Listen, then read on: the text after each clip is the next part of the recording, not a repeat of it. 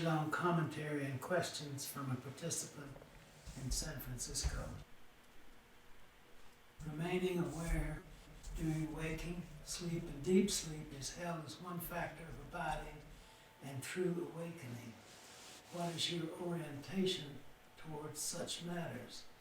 Do they not, for the most part, create a sort of dangling carrot effect that keeps one in bondage unnecessarily?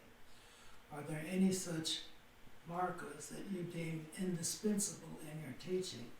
It seems that everything other than knowing myself to be the self is inherently episodic.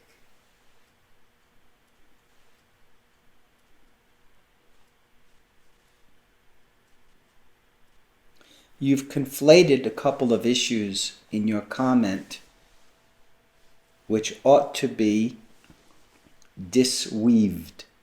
They've been weaved together. You first ask me if there are any markers such as maintaining awareness in waking, dreaming, and sleep. You then suggest that if there is such a marker, it's like a carrot being dangled in front of someone who is then ready to chase the carrot. To ask whether something exists or not is one question. To ask about a human response toward that particular item is another question. So your question begins by asking for a factual commentary on the question of whether awareness needs to be maintained in waking, dreaming, and sleep states. But your question also begins to ask another question about a person's relationship to a declared spiritual ideal that has to do with awakening. So I'm not too sure whether you want to know about chasing dangling carrots or whether the waking, dreaming, and sleep state are in fact, in terms of awareness, essential to be permeated by awareness. The dangling carrot analogy was to point out that maybe such a situation isn't necessary for what you would consider awakening.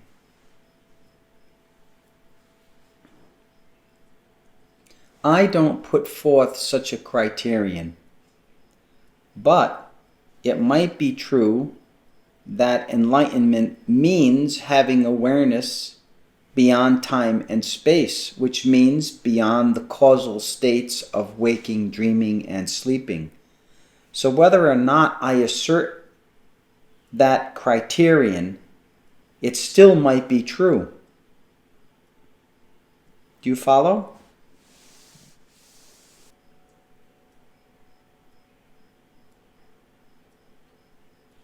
Yes, but beyond and present during seem to be different qualities. I can know myself to be beyond the dream state even while not being lucid in every dream, for example.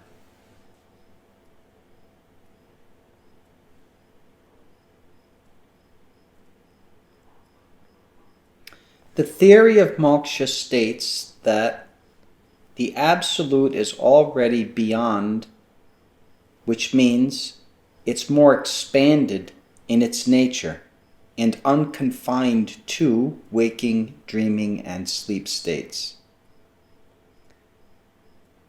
That theory points toward that understanding.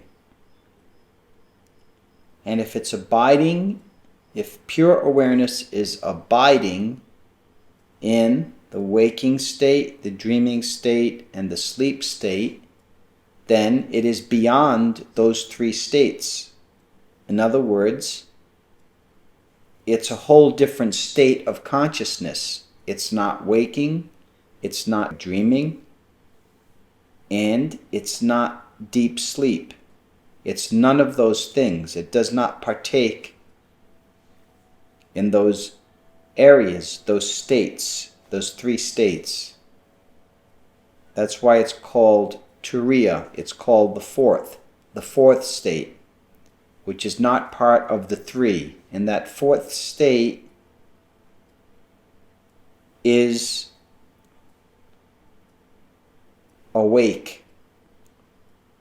You can't go to sleep in that state.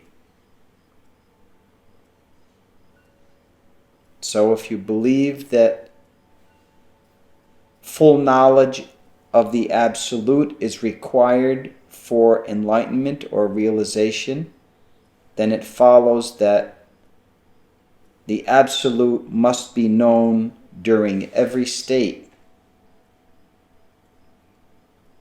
But I'm not suggesting that you chase after it. This is where I can clarify your question. I'm stating it as a teaching given by the Hindu tradition. This teaching comes right out of Hinduism, that awareness is senior to, or beyond, or fully permeating waking, dreaming, and sleep states. And to come to that knowledge is liberation, when you understand and also experience that your awareness is present in all three states. I'll repeat something. For it to be present in all three states means it's beyond all three states. It has a different character. And its character is that each state depends on it for its reality. Waking depends on it. Dreaming depends on it. And sleep depends on it. They depend on it so that even as individual states, they have some true reality to them. There's always something non-changing in human awareness. That's why when you use the word I when you're 10 years old, it's the same I that you use when you say I when you're 50 years old. The I hasn't changed. The feeling of I, of being me, hasn't changed. Does that make sense?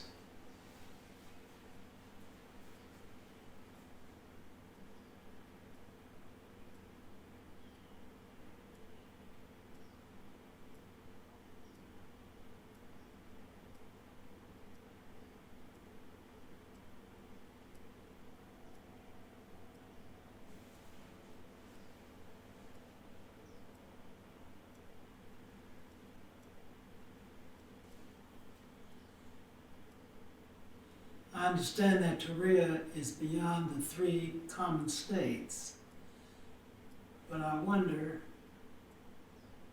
on apprehending, that means that one is literally to experience that 24/7.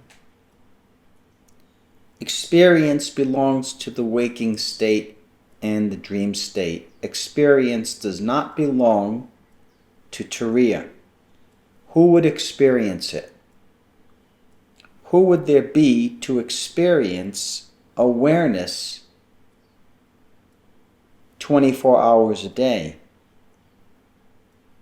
It's awareness that is present 24 hours a day without a separate viewer.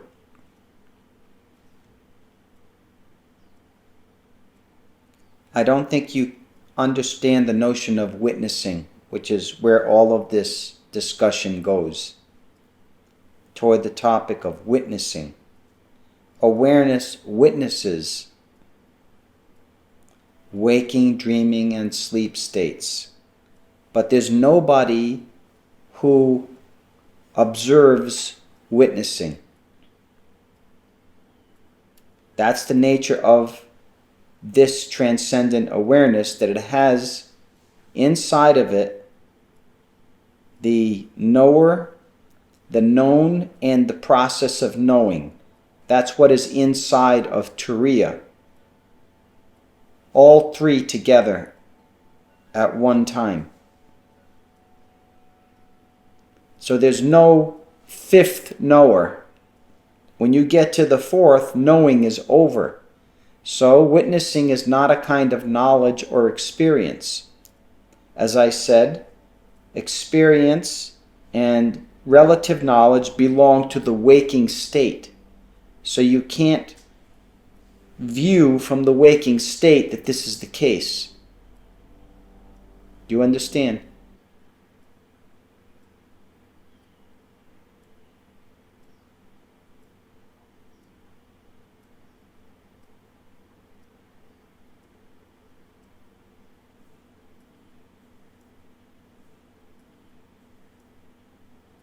Does that mean that there is no awareness in deep sleep to be apprehended? The idea of apprehending it is incorrect. There will be awareness in deep sleep, and that awareness has complete recognition in it. So the awareness itself survives sleep. It does not fall asleep. This is for a liberated being I'm talking about. This is liberation.